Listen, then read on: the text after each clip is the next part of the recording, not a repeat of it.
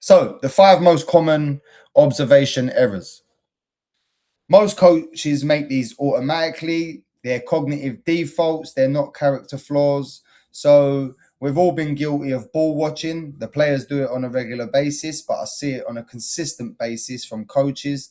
They just follow the ball or they will focus on the attacking side.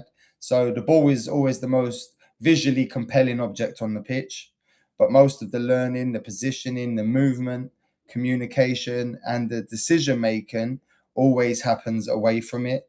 So we can fix this by setting a timer, for example.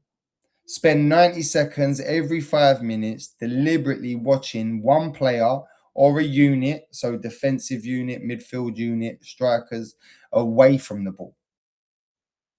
Secondly, we have the confirmation bias. So we see what we expect to see. If you think a player's lazy, you'll notice every moment that they don't work hard and you'll miss the moments that they do. So your existing belief filters your observation. How can we fix this? We can, before observing a player you have a strong view of, you can write down the opposite view and specifically look for evidence that supports that view. So we can reframe it rather than looking for the negatives, we can try to look for the positives that this player does.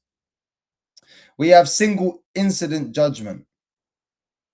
So one missed pass, one bad decision, one poor touch. Many coaches form a lasting impression off of these individual moments. Patterns require sample sizes, not one moment.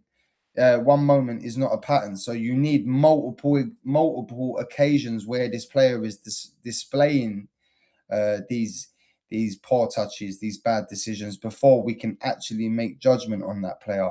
So we can track that by the same behavior across the minimum of 5 repetitions before drawing any conclusion on an incident.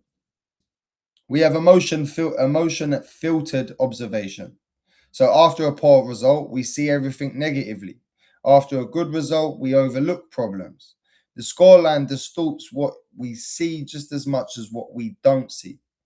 So write your observations before checking or dwelling on the result. Keep that data and emotion separate. And lastly, the most common observation is fixing symptoms and missing calls. So a winger who loses a ball is a symptom.